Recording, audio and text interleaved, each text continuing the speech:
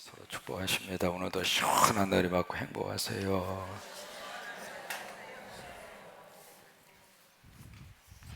한 주간 동안 무척 무더우셨죠? 새벽기도 오시느라고 너무 감사하고, 그래도 아버지 집에 오면은 좀 시원합니다. 아파트 들어가도 무덥고, 방에 들어가면 더 열받치고, 텔레비 보면은 뚜껑 열리고. 근데 아버지 집에 오면 그래도 시원한 에어컨을 팡팡 틀어주셔가지고 너무너무 감사하고, 그렇죠? 네. 그 에레미야라고 하는 하나님의 사람을 누가 부르셨죠? 하나님께서 부르셨습니다. 1, 2년이 아니라 40년 동안 하나님의 사명을 감당을 합니다. 에레미야가 출현하기 전에 그 앞서서 부름받은 사람이 이사야입니다. 그러니까 이사야라고 하는 하나님의 종이 주님으로부터 쓰임을 받고 이 세상을 떠난 지 60년 만에 나타난 선지자가 에레미야입니다. 그러니까 말이 그렇지 60년 동안 하나님의 거룩한 종들이 이 땅에 일어나지 않았던 거죠. 그래서 이제 에레미야가 하나님의 말씀을 증거하는데, 오늘 27장에서 우리가 살펴본 대로 목에다가 이제 멍에를 메고 다니면서 이제 그런 멍에를 메는 그 행위 설교를 몇 년간 했느냐면 11년 동안 합니다. 그러니까 잠깐 멍에를 메고 설교하고 멍에를 벗은 것이 아니라 11년 동안 멍에를 메고 다니면서 앞으로 이 멍에가 바벨론 왕의 멍에가 될 것이다, 하나님의 뜻이다. 그러니 힘들고 어려워도 그 길로 들어가는 것이 이 민족이 살 길이다. 11년 동안 그 설교를 합니다. 그 설교를 하는데 오늘 이제 누가 등장하느냐면 하나냐라고 하는 사람이 등장을 합니다. 등장을 하는데 에레미야도 선지자라고 하고 하나냐도 선지자라고 합니다. 똑같이 선지자라고 하는 말이 붙어 있습니다. 성경에 선지자라고 하는 단어가 87번 나옵니다. 근데 이 87번 선지자, 히브리 말로는 나비라고 하는 단어를 쓰는데, 이 선지자라고 하는 단어가 나오는데 그 말이 참이냐 거짓이냐 그것을 구별할 수 있는 단어로 쓰고 있지는 않습니다. 그냥 다 선지자라고 그런 거예요. 오늘도 에레미야도 선지자고 하나냐도 선지자입니다. 근데 오늘 28장에서 하나냐가 딱 등장을 해서 뭘 하느냐면 이 에레미야하고 정반대의 예언의 말씀을 지금 선포를 하고 있는 거예요. 뭐냐면 이 선지자가 나타나서 에레미야 설교하고 정반대로 에레미야 목에 있는 그 멍에를 딱 빼앗더니 그 백성들과 그리고 거기에 제사장들과 하나님의 사람들이 있는 앞에서 그 멍에를 꺾어버립니다. 그래서 분지러 버리는 거죠. 그러면서 하는 말이 바로 하나님께서 말씀하신다. 이 바벨론 왕 느부갓네살의 멍에 그의 목을 하나님이 꺾으셨다. 여러분, 그 설교를 할 때 백성들의 반응이 어떨 것 같아요? 야, 세상에, 그렇지, 아멘, 우리 하나님은 그런 하나님이지. 그런 반응이 나올까요? 아니면 에이구 저거 가짜 어떤 반응이 나올 것 같아요? 근데 그것으로 끝나지 않습니다. 정확한 날짜를 계산해서 설교를 합니다. 2년 후에 바로 여기서 가져갔던 모든 성전의 기구들을 다시 원래 상태로 복귀하게 될 것이다. 그리고 세 번째로 설교를 합니다. 끌려갔던 모든 포로들이 즉시 바로 이 땅으로 돌아오게 될 것이다. 그 하나냐 선지자의 그 설교가 선포가 됐을 때 그 인기는 하늘을 찌를 것과 같은 인기를 얻게 될 거예요. 왜요? 사람은 누구든지 듣고 싶은 말이 있습니다. 사실을 사실로 말한다 하더라도 그 사실을 인정하고 싶지 않는 게 사람이에요. 저 같은 경우에 제가 키가 이제 대한민국 표준 키라 생각하고 살거든요. 근데 저보고 딱 하는 말이, 목사님 무슨 놈의 표준 키예요? 한창 작고만. 그렇게 이야기하면 그 사실을 사실로 부정할 수는 없습니다. 왜? 평균적인 저기로 봤을 때는 제가 표준이에요. 그래도 사실을 딱 지적을 하면 그 사실을 거부하고 싶은 거예요. 그게 사람이거든요. 그러니까 이 두 사람의 선지 활동 앞에 에레미야, 하나냐, 이 두 사람이 각기 다른 이 설교의 말씀을 하고 있는 거예요. 그러니까 이 하나야의 그 설교를 듣고 6절에 보시면 에레미야가 뭐라고 반응하느냐면 아멘, 나도 그렇게 됐으면 좋겠다. 6절 처음 시작이 아멘이잖아요. 그러니까 에레미야 스스로도 나도 이 민족과 이 땅의 미래가 그렇게 됐으면 좋겠다. 앞으로 우리 한일과의 관계 속에서 하나님께서 우리 민족을 크게 들어 쓰시기를 바라고, 우리 한 가지 꼭 기억을 해야 할 게 있습니다.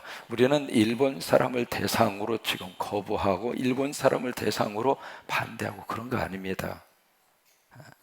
지금 일본을 잡고 있는, 일본을 이상한 방향으로 끌고 가려고 하는 아베 정권이에요. 그죠? 일본 사람 전체가 우리의 어떤 싸움의 상대 그렇게 생각해서는 안 되고, 아베 특별히 아베 정권이 지금 극우 그쪽 세력을 규합을 해서 그쪽 방향으로 좀 가려고 하잖아요. 우리가 지금 태클을 걸고 우리하고 지금 같이 이렇게 뭔가 갈등 구조로 끌고 가는 사람은 일본 사람 전체가 아닙니다.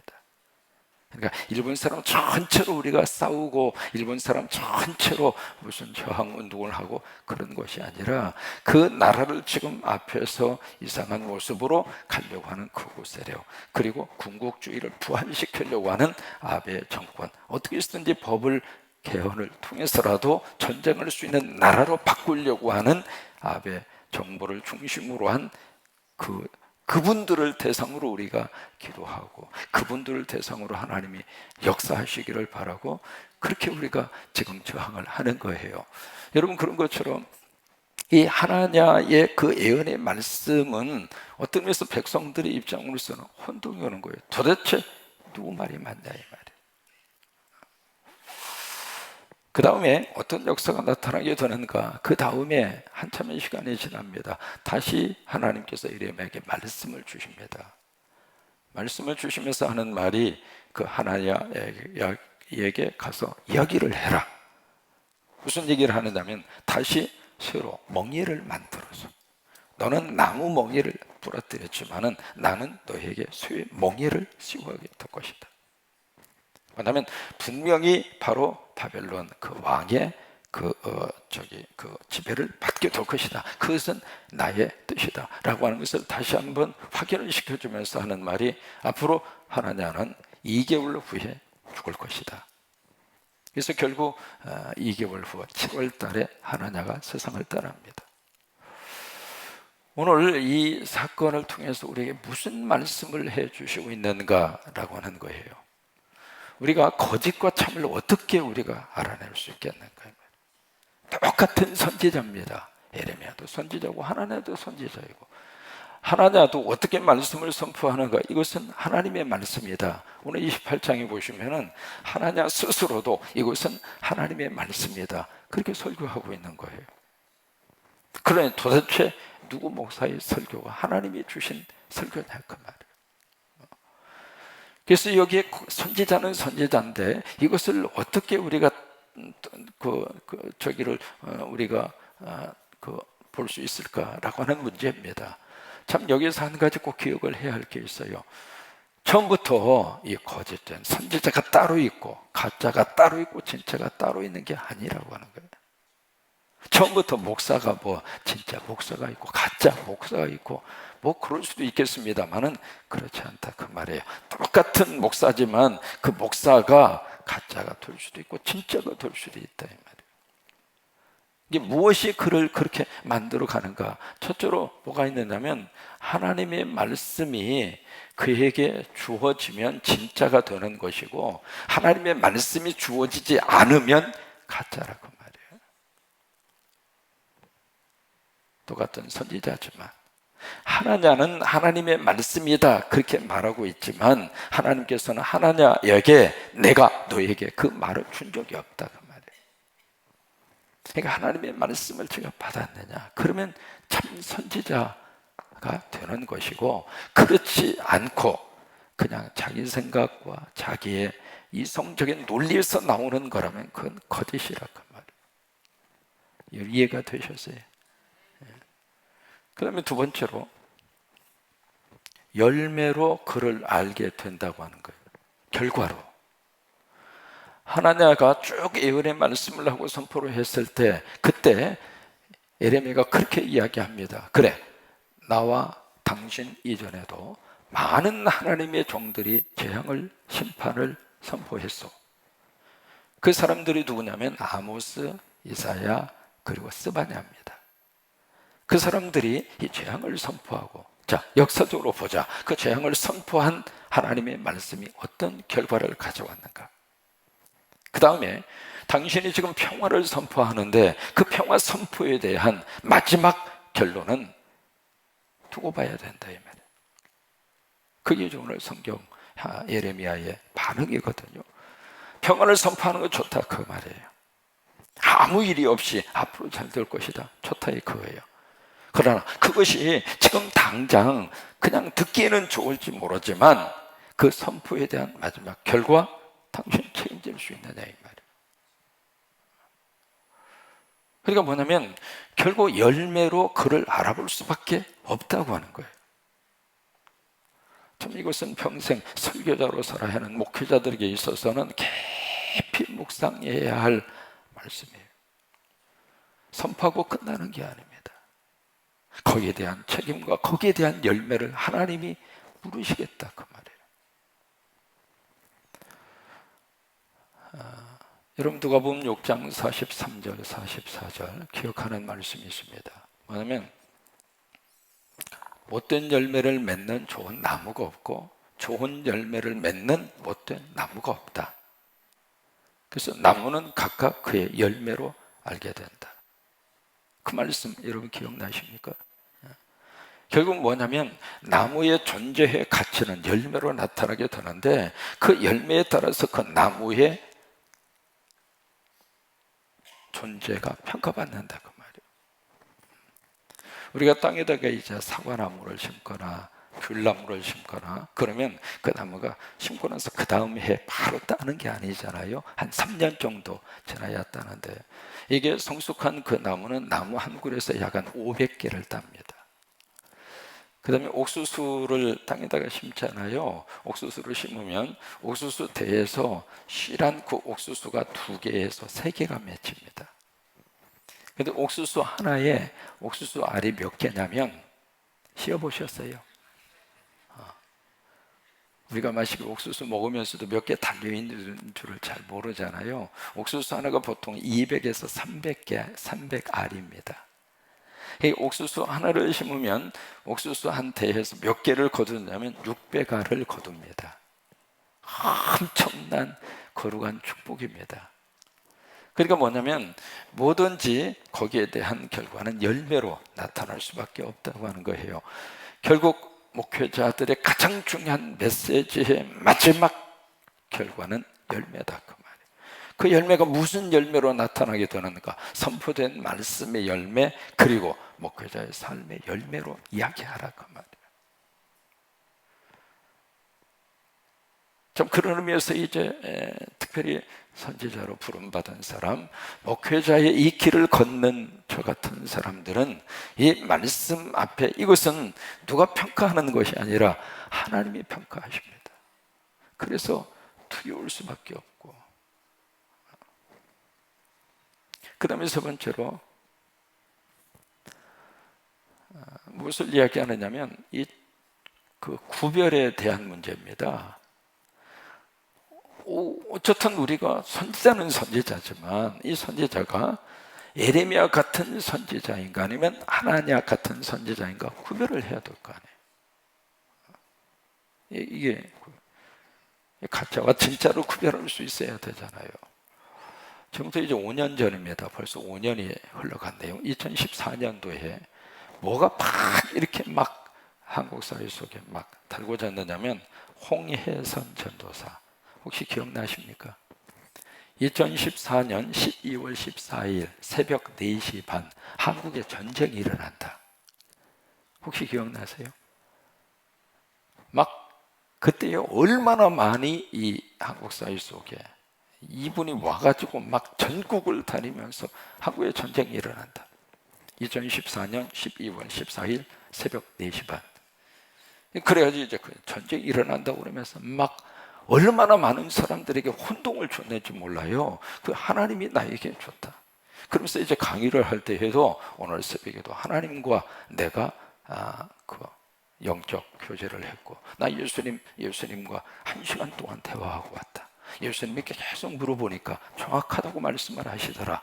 그러면서 말이죠, 그것을 가지고 막 여기저기 강연도 하고 그 다음에 집회도 하고 그런 식으로 이제 막 이야기를 했거든요. 하면서 하는 말이 분명히 나니까, 그리고 지금 땅굴이 얼마나 많이 대한민국 전역 속에 퍼져 있는지, 국회의사당 밑에도 땅굴 있고 청와대 밑에도 땅굴 있고 제1롯데월드라고 하는 거기 있잖아요, 거기도 땅굴이 있고, 그래가지고 그냥 여기저기 대한민국에 땅굴이 그냥 얼마나 많이 지금 많이 파져 있는지, 한순간 바로 12월 14일 날 전쟁이 일어났다. 그래서 전쟁이 일어나면은 대한민국 국민의 절반이 죽는다. 살 수 있는 길은 빨리 피난 가는 것밖에 없다. 그래서 나하고 함께 해외로 도피를 가자. 그렇게 해서요, 거기에 불안에 떠는 사람들이 그냥 비행기 티켓 사느라고 혈안이 됐고, 그리고 실제로 다른 나라로 떠난 사람들이 의외로 많습니다. 맞는지 안 왔는지 아직 확인 안 해봤습니다. 근데 아무튼 그 말에 저기에서 그냥 살기 위해서 밖으로 피난을 갔던 사람들이 그렇게 많아요. 자, 보실까요? 그 홍해선 그분이 그렇게 이제 하나님의 계시라고 이야기하면서 떠들어댔던 것이, 자 보세요, 진짜예요, 가짜예요? 근데 그 순간에는 이거 진짜인지 가짜인지 구별하기가 힘들다 이 말이에요. 항상 우리들이 그래서요, 영적으로 뭔가 이렇게 영적인 저희가 없으면은 사람이 넘어갈 수밖에 없는 거예요. 누구든지 불안 심리를 조장하면 그 심리 앞에 다 무너지는 거예요. 그러니까 이게 정말 하나님의 말씀인지 아닌지에 대한 정확한 어떤 기준과 그 말씀에 대한 분별력이 없으면 다 넘어가게 돼요. 이게 가면 갈수록 이게 진짜 우리에게 필요한 겁니다. 진짜로. 특히 무슨 뭐 투자를 하면 뭐 200%를 주겠다. 세상에 그런 데가 어디가 있습니까?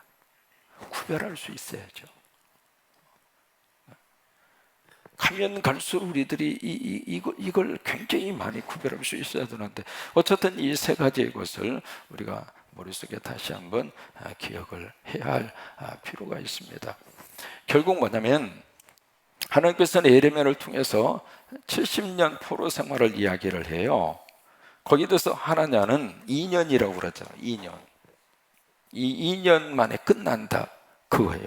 근데 하나님은 예레미야를 통해서 아니다, 70년이다. 이 70년이라고 하는 이 바벨론 포로는 무엇을 의미하느냐면 바로 회개를 의미하는 거예요. 회개. 70년 동안 너희들이 그 땅에 가서, 왜? 이 땅도 하나님의 말씀을 어겨서 하나님의 저주를 받았고, 그러니 땅도 회개를 해야 되고 너희들도 그 땅에 가서 회개해라. 회개하라 그 말은 무슨 얘기냐면 회복하라 그 말이에요. 회개와 회복은 같이 가는 거예요. 회개할 때 우리가 회복하는 거고요, 회복하고 싶으면 회개해야 돼요. 그러니까 회개하지 않고 내가 그냥 회복하겠다, 회복할 수가 없는 겁니다. 아니, 회복이 되지를 않는 거예요. 그러니까 회개한다는 이야기는 회개를 통해서 우리가 회복하게 되고, 70년 동안 그 땅에 가서 철저하게 회개하라 그 말이에요. 왜 우리가 이렇게 됐는가? 왜 우리가 남의 땅에 와서 이 생고생을 하고 목에다가 멍이를 맨 것처럼 그렇게 살 수밖에 없는 거? 회개하라 그 말이에요. 회개하면 하나님이 회복시켜 주시리라.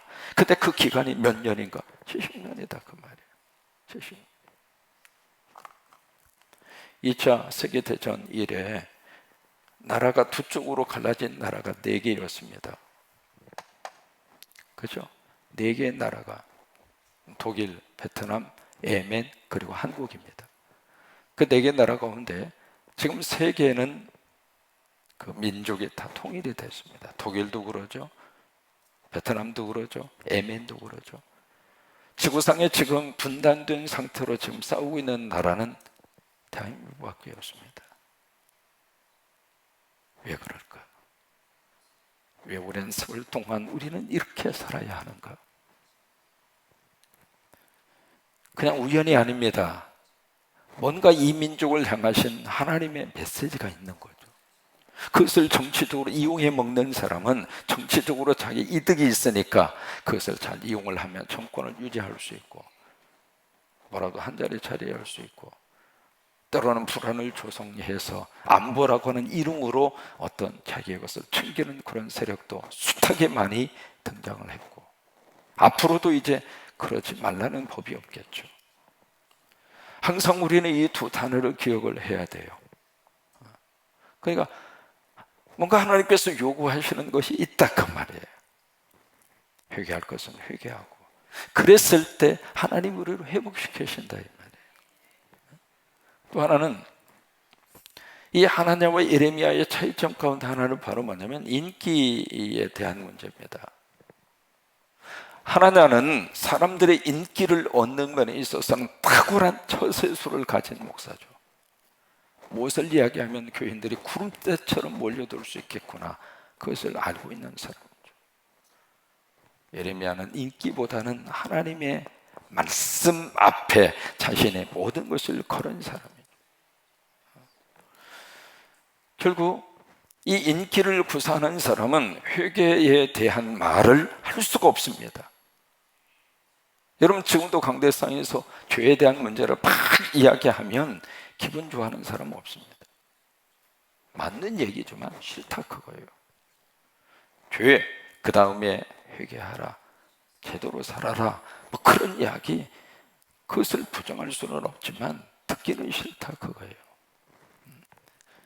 근데 하나님은 끊임없이 이 회개와 회복의 메시지를 그들에게 예레미야를 통해서 주시게 도 결국 하나님은 결과적으로 하나님의 말씀이라고 선포를 했지만 하나님의 말씀이 아닌 본인의 생각에서 나온 선포였던 거예요.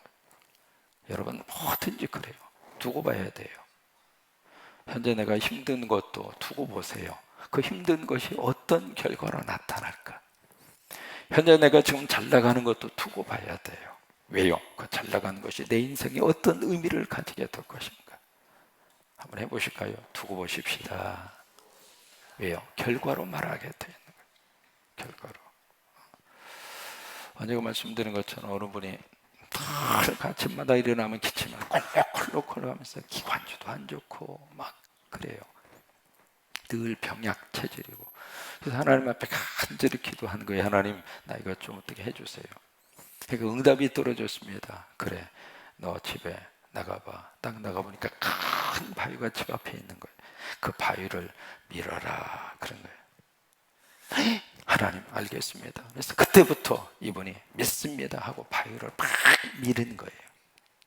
밀어서 무려 8개월 동안 새벽마다 일어나서 그 집채만한 바위, 왜냐하면 그 바위가 늘 자기 앞에 딱 하고 버티고 있어서 늘 신경이 쓰였거든요.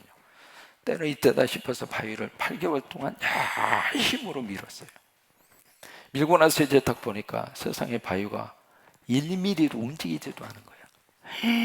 그래서 이제 속은 마음이 들어서, 하나님, 어떻게 그럴 수 있습니까? 나 열심히 밀었는데 이거 뭐예요? 바위 덩어리 그대로 있잖아. 꿈쩍도 안 하고. 그러니까 하나님이 하시는 말씀이, 그래, 너 바위 밀었지? 네, 밀었습니다. 너 빨리 가서 안방에 가서 거울 앞에 서봐. 거울 앞에 딱 쓴 거예요. 그랬더니 우통 벗어봐. 우통을 벗었더니 알통이 나오는 거예요. 세상에. 8개월 동안 열심히 바위를 밀었는데 알통이 나온 거예요. 그러면서 하는 말이, 너 생각해봐. 아침에 일어나서 기침했어?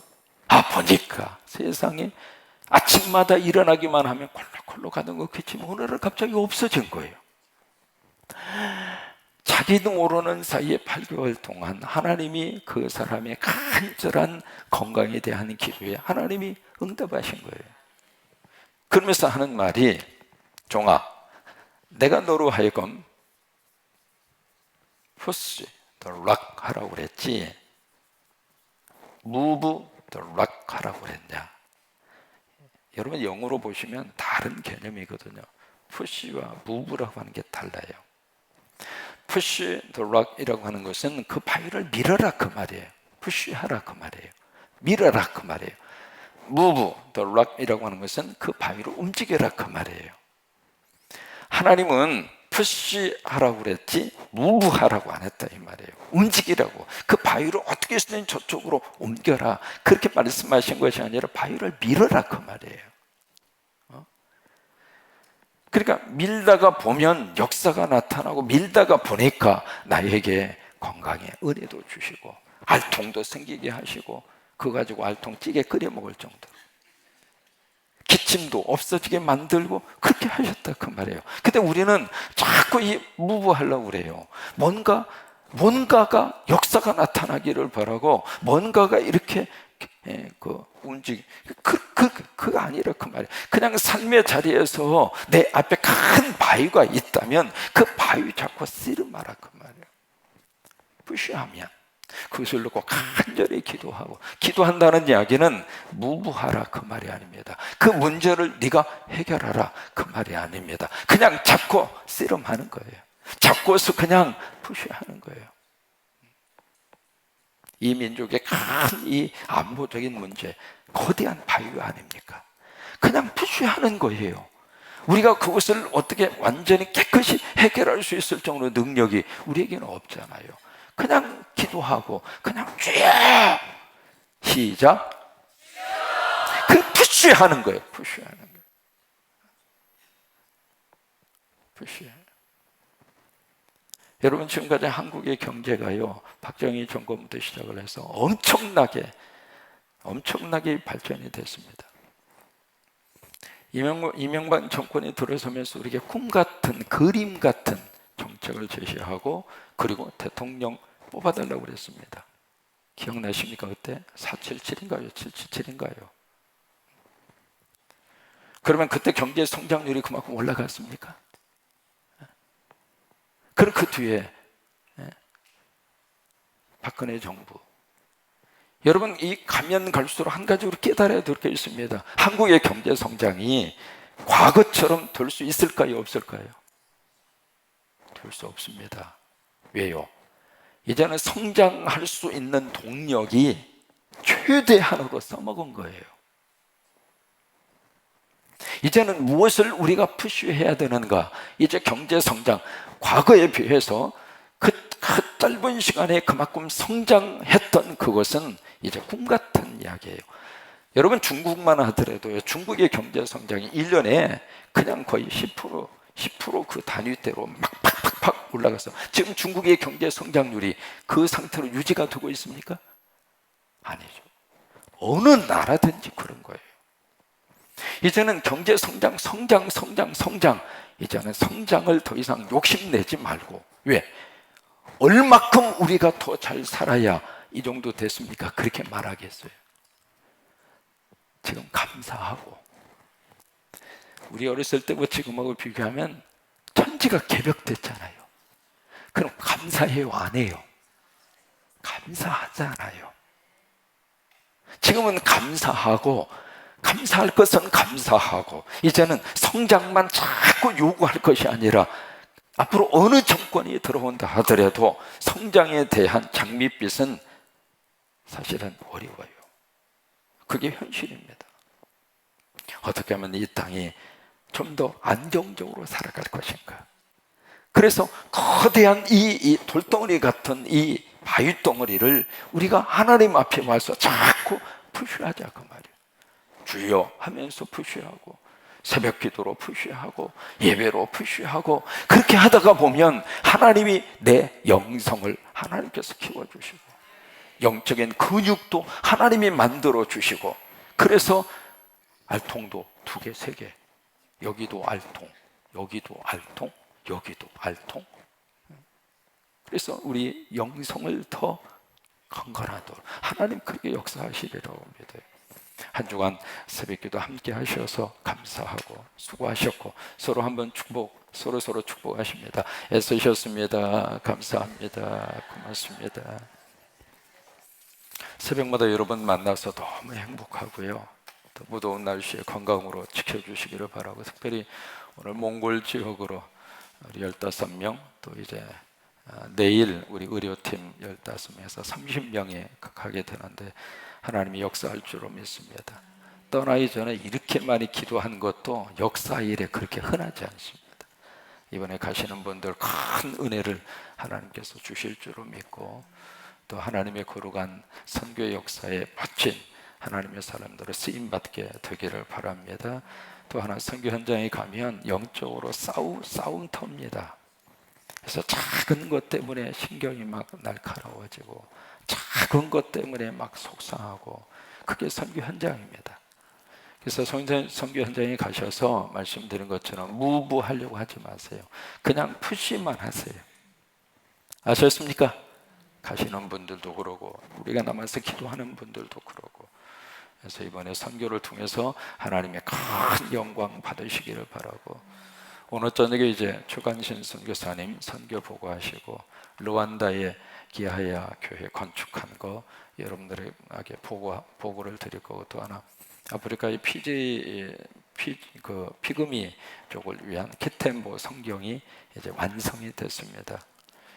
그래서 그 성경 보급에 대한 말씀도 함께 나누게 될 것이고, 또 하나 러시아 공연팀들이 오셔서 같이, 아마 우리 교회에 러시아 분들이 오는 것이 처음이지 않을까 싶은데, 모르겠습니다. 그 전에는 오셨는지 모르겠지만 제가 와서는 러시아 분들이 처음 오시거든요. 러시아 공연단도 함께 같이 좋은 의미 있는 시간을 저녁에 갖습니다. 8시에 함께 만났으면 좋겠습니다.